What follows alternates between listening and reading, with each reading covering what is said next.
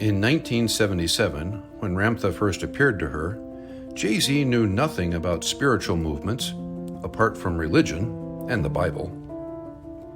Once he had taken her out of her body, she understood more from her experience, but had, quote, about 1 billion questions, unquote. Because she didn't have the knowledge to ask the questions, Ramtha told her to go to a bookstore and buy books. You can read her account of the orbs hovering over the books in her autobiography, A State of Mind. Some of the books Cayce brought home were about Edgar Cayce. She got excited and said to the Ram, quote, "Am I a sleeping prophet? Is that what happens to me?" Unquote. Ramtha said to her, "You're not asleep, are you?" And she replied, "Well, no, I'm not." Then Ramtha said, "You are not a psychic. You are not a medium, nor a small, nor a large." He said, "You are a channel. You abdicate your body, you go down the tunnel. I will use your brain. I will use your body, but I am not in it." Cayce's husband, Jeremy, was also excited to read the books. At one point, he brought an Edgar Cayce book to Cayce's attention because it mentioned the Ram. This, too, you can read about in her autobiography.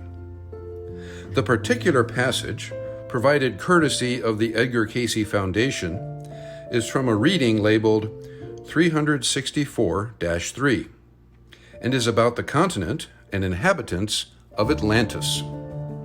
The reading is dated the 16th of February, 1932.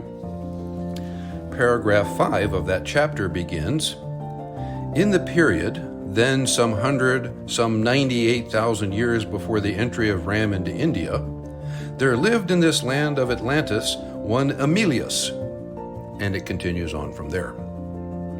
You can imagine the excitement both Jeremy and Cayce felt to have found a historical reference to Ramtha entering into India as a marker in time for Mr. Cayce's reading about the continent of Atlantis. We'll conclude this with a brief excerpt from Ramtha relaying his version of events.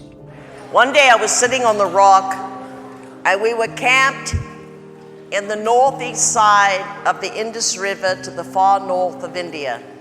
We had moved through India by moving through what is called the Silk Road and the steppes of Russia, through that which is termed the mountain ranges, took to that which is termed the far west of the continent. A westward route went all the way down to what is called Bangladesh, conquered, went all the way back up to find the high places in the last days, and that is so recorded. And in the last days of that which is termed where I found myself on the rock, was in northeast India on the northeast side of the Indus River in the territory called Tibet. That's where my rock is, still is.